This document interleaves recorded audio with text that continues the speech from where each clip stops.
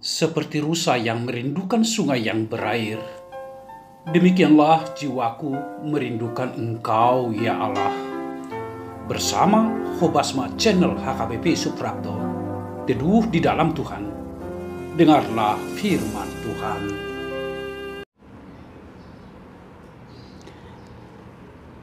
Kasih karunia dan damai sejahtera yang daripada Allah Bapa dan dari anaknya Tuhan Yesus Kristus menyertai saudara-saudara semuanya. Amin. Shalom, salam jumpa kembali. Amanginang, saudara yang dikasihi Tuhan, sahabat Hobasma HKBP Jalan Legend Suprapto. Kita kembali disapa dengan firman Tuhan yang diambil dari kitab Pengamsal, Amsal 11 ayat 17. Orang yang murah hati berbuat baik kepada diri sendiri, tetapi orang yang kejam menyiksa badannya sendiri. Orang yang murah hati berbuat baik kepada diri sendiri. Saudaraku yang dikasihi Tuhan Yesus Kristus, tentu kita semua pernah melakukan kebaikan demi kebaikan dalam kehidupan kita. Melakukan kemurahan dalam hidup kita. Lantas, Amanginang, apa hubungannya kemurahan-kemurahan yang kita perlihatkan, kebaikan-kebaikan yang kita lakukan, hubungannya dengan diri sendiri? Pengamsal menjelaskan kepada kita saat ini bahwa setiap kemurahan yang kita lakukan, kebaikan-kebaikan yang kita lakukan, bukan hanya bermanfaat kepada orang yang kita berikan kemurahan dan kebaikan, tetapi lebih besar juga berdampak kepada diri kita sendiri. Saudara-saudaraku yang dikasihi Tuhan, demikian juga dikatakan dalam kitab Injil Matius pasal 5 ayat 7. Dikatakan, berbahagialah orang yang murah hatinya, karena mereka akan beroleh kemurahan. Setiap orang yang murah hatinya disebutkan berbahagia. Saudaraku yang dikasihi Tuhan Yesus Kristus, di dalam kisah 1 Raja-Raja pasal 17, di mana Elia dan seorang janda di Sarfat. Di sana dijelaskan bahwa janda di Sarfat itu memiliki kemurahan kepada Nabi Tuhan yang bernama Elia. Roti, minyak yang sedikit itu diberikan kepada Elia,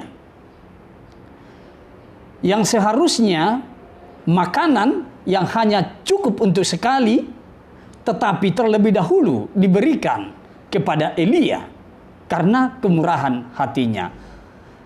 Amangindak saudaraku yang dikasihi Tuhan, apa yang diperoleh janda di Sarfat dengan kemurahan hatinya kepada Nabi Tuhan?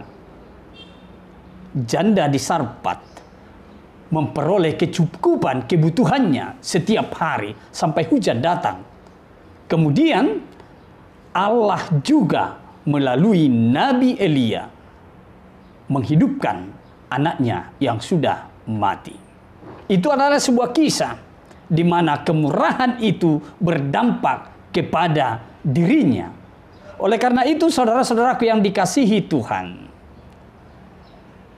kita saat ini diarahkan firman Tuhan supaya melakukan, memperlihatkan kemurahan-kemurahan dalam kehidupan kita. Bermurah hati kepada orang lain.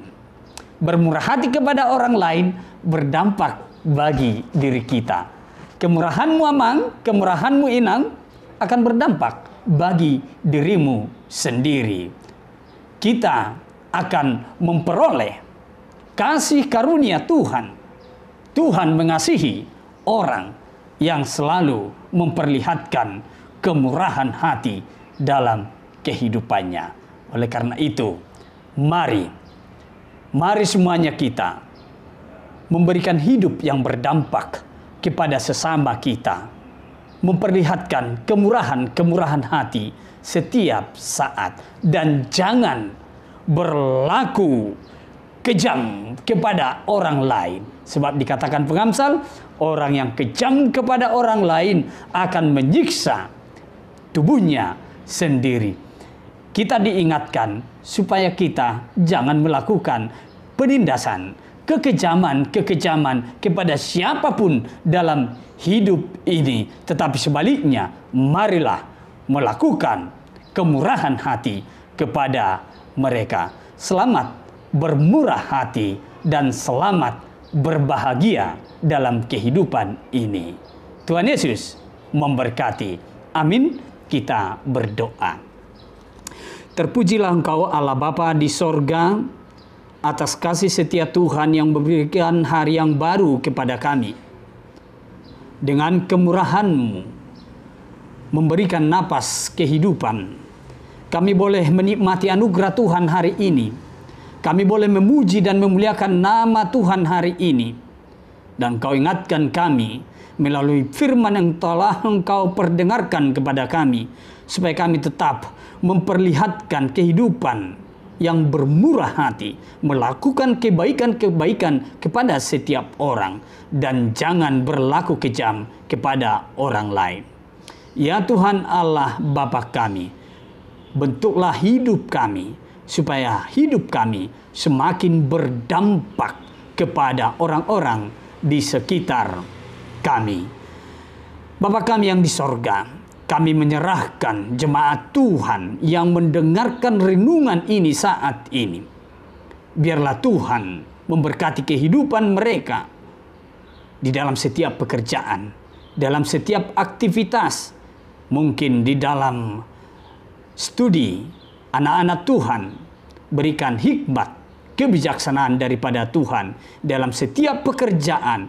Engkau bimbing, arahkan, dan tambahkan berkat-berkat Tuhan lewat pekerjaan mereka. Kami mendoakan juga jemaat Tuhan yang dalam keadaan sakit pada saat ini. Mungkin berbaring di rumahnya, mungkin dirawat di rumah sakit. Tetapi kami memohon kepada Tuhan, berkati hidup mereka dan berikan kesembuhan lewat kuasa dari Tuhan Yesus Kristus Tuhan kami. Ya Tuhan Allah Bapa kami menyerahkan bangsa ini, negara ini ke dalam tangan Tuhan.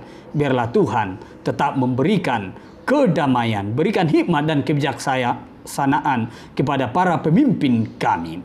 Ya Tuhan Allah Bapa kami berseru ke dalam nama Tuhan, di dalam Yesus Kristus Tuhan dan Juru Selamat kami. Anugerah Tuhan kita Yesus Kristus, kasih setia dari Allah Bapa, serta persekutuan dari Roh Kudus, itulah yang menyertai kita hari ini sampai selama-lamanya. Amin. Bapak Ibu saudara yang dikasihi Tuhan, mari berangkatlah, beraktivitaslah, tetaplah tunjukkan kemurahan hatimu. Tuhan Yesus memberkati. Horas.